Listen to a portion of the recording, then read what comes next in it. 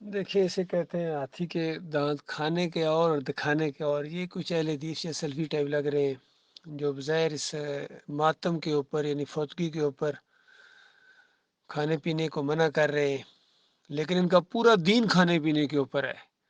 اس وقت ان کو نبی صلی اللہ علیہ وآلہ وسلم کی حدیث یاد نہیں آتی ہیں جب نبی علیہ السلام نے فرمایا موذن اس کو رکھو جو اجرت نہ لے۔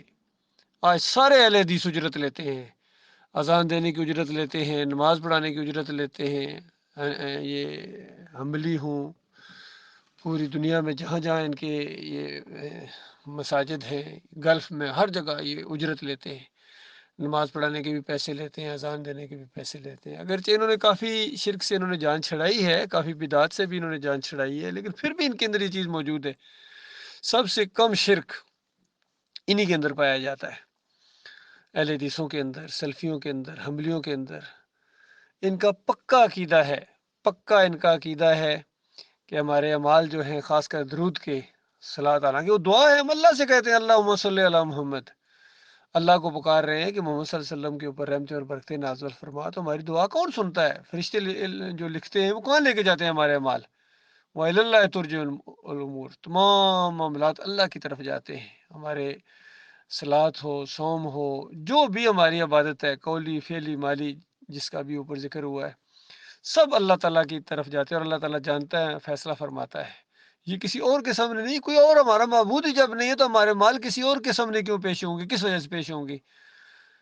تو یہ سعودیوں کا، انبلیوں کا، اہل حدیثوں کا، سلفیوں کا یہ پکا عقیدہ ہے، اور بہت زور دیتے ہیں توصیف الرحمان اس کے اوپر کہ جہاں کہیں تم درود و صلاۃ و سلام پڑھو، فرشتے اللہ نے گویا اللہ کے اوپر الزام، جو ظالم اٹھتا ہے اللہ کے اوپر الزام لگاتا ہے۔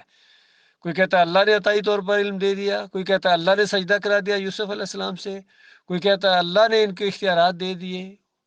بے ایمان اپنے گندے دماغ کو، اپنا جو ان کا مشرکانہ دماغ ہے، اس کو الزام لگاتے ہیں لوگوں کو گمراہ کرنے کے لیے کہ یہ اللہ نے کروایا جی، کہتے ہیں اللہ نے فرشتے چھوڑے ہوئے ہیں، ڈیوٹی لگائی ہوئی ہے ان کی کہ جو بھی صلاۃ والسلام جہاں بھی کہیں پڑے گا وہ مدینے والی قبر میں پیش کر دیں گے، اور پھر اشارہ کرتے ہیں سارے اسی قبر کی طرف۔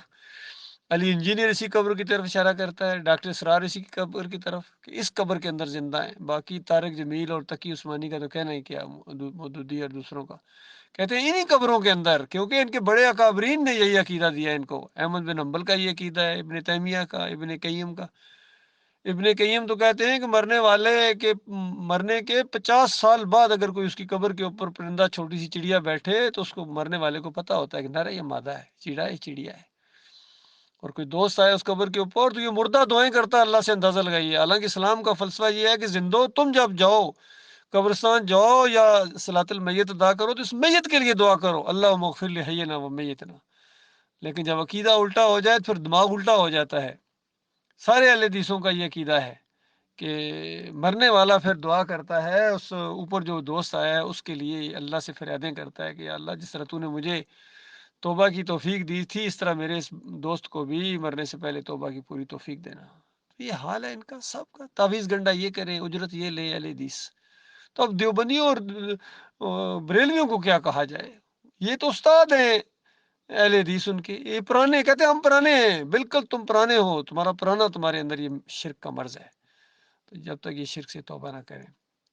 اور پھر کہتے ہیں کہ دوسرا ان کا عقیدہ یہ ہے کہ نبی علیہ السلام کی قبر کے اوپر آ کے کچھ صلاۃ والسلام پڑھتا ہے تو کہتے ہیں روح واپس آ جاتی ہے، اللہ روح واپس، وہاں بھی اللہ پر الزام، اللہ روح واپس کرتا ہے، نبی علیہ السلام اپنے کانوں سے سنتے ہیں، جواب دیتے ہیں۔ یہ فتویٰ ہے سعودی عرب کے مفتی اعظم کا، عبداللہ بن باز کا۔